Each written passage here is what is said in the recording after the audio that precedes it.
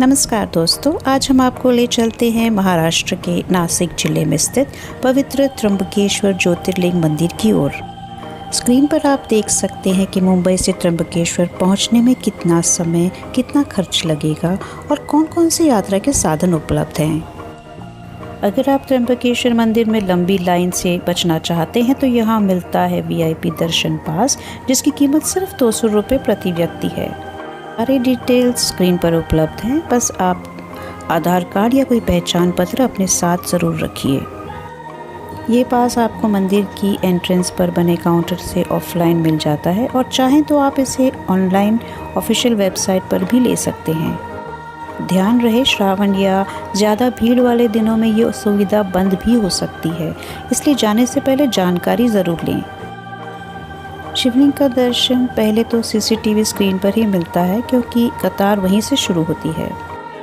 VIP दर्शन में आमतौर पर 1 से 2 घंटे लगते हैं, लेकिन ये भीड़ और समय पर निर्भर करता है। कई भक्तों को सुबह जल्दी जाने पर 1 घंटे से भी कम में दर्शन मिल जाता है और कई लोगों को 5-6 घंटे भी रुकना पड़ता है। बेहतर है आप जितनी जल्दी हो सके सुबह जाएं।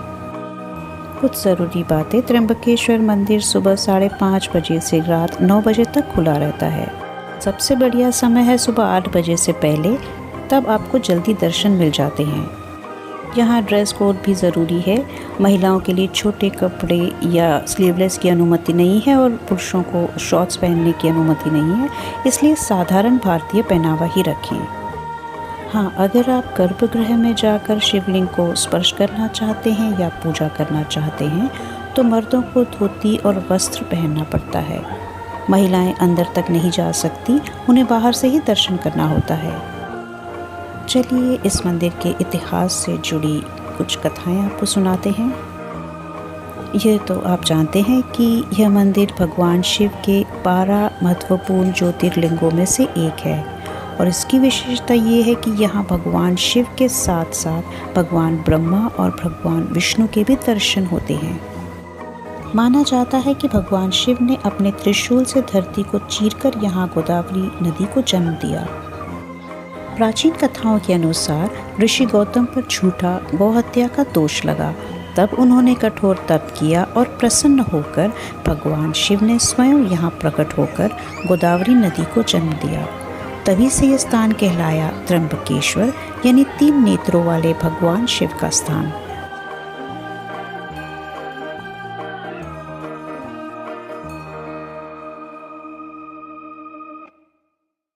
अठारहवीं शताब्दी में पेशवा नाना साहब ने इस मंदिर का निर्माण करवाया था। काले पत्थर से बना यह मंदिर जितना बाहर से भव्य है, उतना ही अंदर रहस्यमयी। त्र्यंबकेश्वर ज्योतिर्लिंग अन्य ज्योतिर्लिंगों की तरह उभरा हुआ नहीं है, बल्कि गर्भगृह के फर्श के भीतर स्थित है, जो 3 छोटे छोटे लिंगों के रूप में ब्रह्मा, विष्णु और महेश का प्रतीक माना जाता है। आपको एक ज़रूरी बात बताना भूल गई, हम श्रावण के पहले सोमवार के समय यहाँ गए थे, तो उस वक्त तो जाहिर है काफ़ी भीड़ होगी, इसलिए VIP लाइन में भी हमें 3 से 4 घंटे या उससे ज़्यादा लग गए और बहुत भीड़ थी।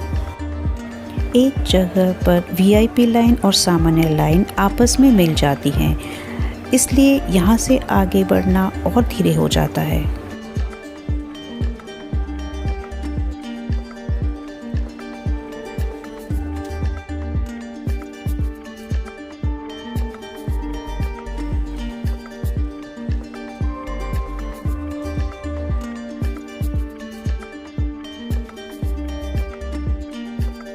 काले पत्थरों से बने इस मंदिर की वास्तुकला नगर शैली में बनी हुई है और मंदिर की दीवारों पर अद्भुत मूर्तियां खुदी हुई हैं, जो इसे और भी भव्य बनाती हैं।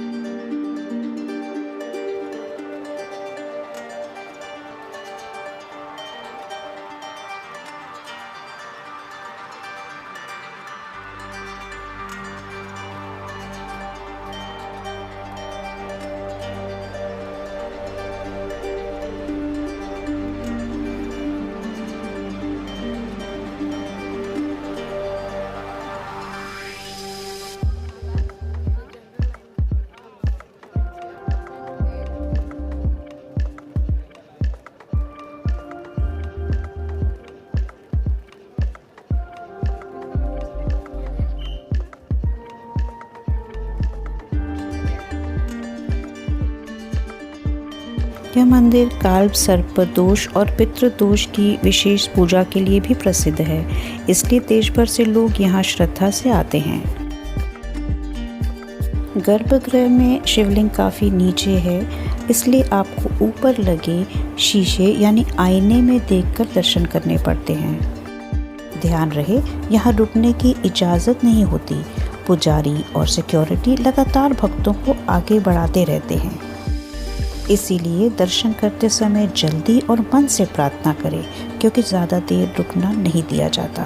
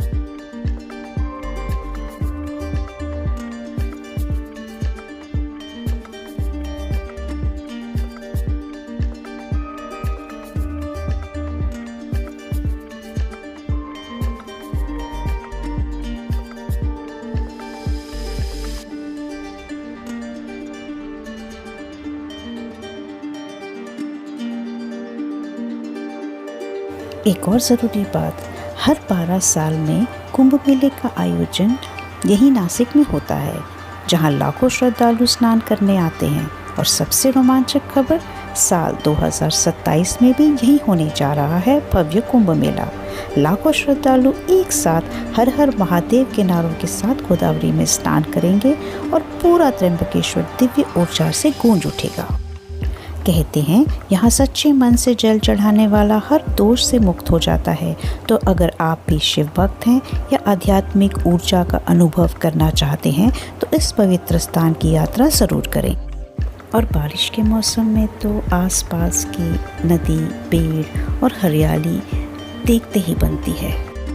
अगर ये सफ़र आपको अच्छा लगा हो तो बस एक छोटा सा क्लिक करके चैनल को सब्सक्राइब कर दीजिए और हमारे साथ जुड़े रहिए, ताकि आगे और भी नए रोमांचक सफ़र हम आपके साथ कर सकें।